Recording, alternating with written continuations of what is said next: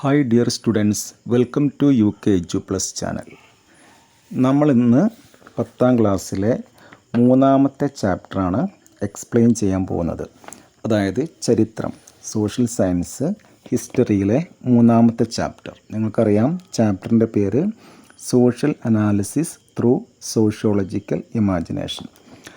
ഇനി നമ്മൾ ആദ്യം ഡിസ്കസ് ചെയ്യാൻ പോകുന്നത് ഈ ചാപ്റ്ററിൽ നിന്ന് 1 മാർക്കിന് ചോദിക്കാവുന്ന ചില പ്രധാനപ്പെട്ട ചോദ്യങ്ങളും ഉത്തരങ്ങളുമാണ്. ഓക്കെ ആണല്ലോ. അപ്പോൾ നമുക്ക് 1ാമത്തെ ക്വസ്റ്റ്യനിലേക്ക് പോകാം.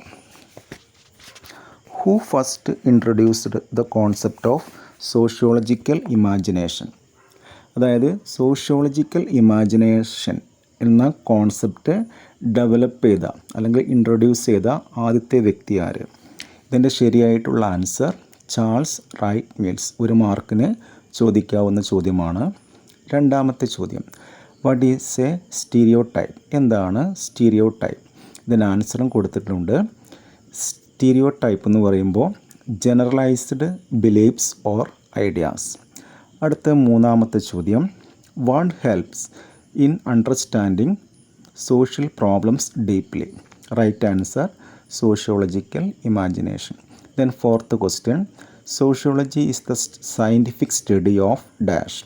നമുക്കറിയാം സോഷ്യോളജി എന്ന് പറയുമ്പോൾ സൊസൈറ്റിയെക്കുറിച്ച് പഠിക്കുന്ന ഒരു പഠനശാഖയാണ്. അപ്പോൾ 1 മാർക്കിന് ചോദിക്കാവുന്ന പ്രധാനപ്പെട്ട 4 ക്വസ്റ്റ്യൻസാണ് ഇവിടെ കൊടുത്തിരിക്കുന്നത്. ഇതെല്ലാം എക്സാമിന് പോകുമ്പോൾ നിങ്ങൾ പഠിച്ചു പോവേണ്ടതാണ്.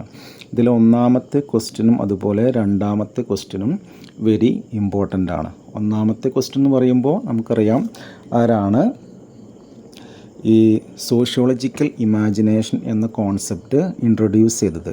സാധാരണ ചോദിക്കാം. Answer Charles Wright Mills. ആ പേരൊന്ന് അറിഞ്ഞിരിക്കണം. ചാൾസ് റൈറ്റ് മിൽസ് ആണ്. ഓക്കെ ആണല്ലോ. ഇനി നമുക്ക് 2 മാർക്കിന് ചോദിക്കാവുന്ന ഒരു ഇമ്പോർട്ടൻ്റ് ആയ ക്വസ്റ്റ്യനാണ്. ഇതിലേക്ക് വരാം. What are the characteristics of sociological imagination? Sociological imagination അതിൻ്റെ പ്രധാനപ്പെട്ട ക്യാരക്ടറിസ്റ്റിക്സ്, സവിശേഷതകൾ എന്തൊക്കെയാണെന്ന് ചോദിക്കാം. ഇവിടെ പോയിൻറ്റ്സ് ആക്കി കൊടുത്തിട്ടുണ്ട്. അതിൽ ഫസ്റ്റ് പോയിൻ്റ് എന്ന് പറയുമ്പോൾ ബ്രോഡർ ഇൻഡിവിജ്വൽ പേഴ്സ്പെക്റ്റീവ്, അതായത് വിശാലമായ വ്യക്തിഗത വീക്ഷണം. നമ്മൾ ഡിസ്കസ് ചെയ്യുന്ന ചോദ്യം സോഷ്യോളജിക്കൽ ഇമാജിനേഷൻ്റെ പ്രധാനപ്പെട്ട ക്യാരക്ടറിസ്റ്റിക്സ് 2 മാർക്കിന് ചോദിക്കാവുന്ന ഒരു ചോദ്യമാണ്.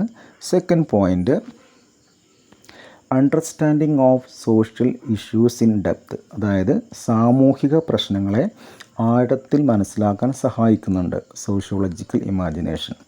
ദെൻ 3ാമത്തെ പോയിൻ്റ്, സെൽഫ് റിഫ്ലക്ഷൻ, സ്വയം പ്രതിഫലനം. The next answer point, empathy and tolerance, അനുതാപവും സഹിഷ്ണുതയും. ദെൻ ക്രിട്ടിക്കൽ തിങ്കിങ്, വിമർശനാത്മകമായിട്ടുള്ള ചിന്തകൾ. Then last point, to question negative social norms, ഗുണാത്മകമല്ലാത്ത വഴക്കങ്ങളെ ചോദ്യം ചെയ്യൽ. അപ്പോൾ ഇവിടെ കൊടുത്തിട്ടുള്ള ഈ 6 പോയിൻറ്റ്സ് നിങ്ങൾ പഠിച്ചു പോകണം. വെരി ഇമ്പോർട്ടൻ്റ് ആണ്, ചോദിക്കാം. What are the characteristics of sociological imagination? Sociological ഇമാജിനേഷൻ്റെ പ്രധാനപ്പെട്ട ക്യാരക്ടറിസ്റ്റിക്സ് അല്ലെങ്കിൽ ഫീച്ചേഴ്സ് അങ്ങനെയൊക്കെ ചോദിക്കാം.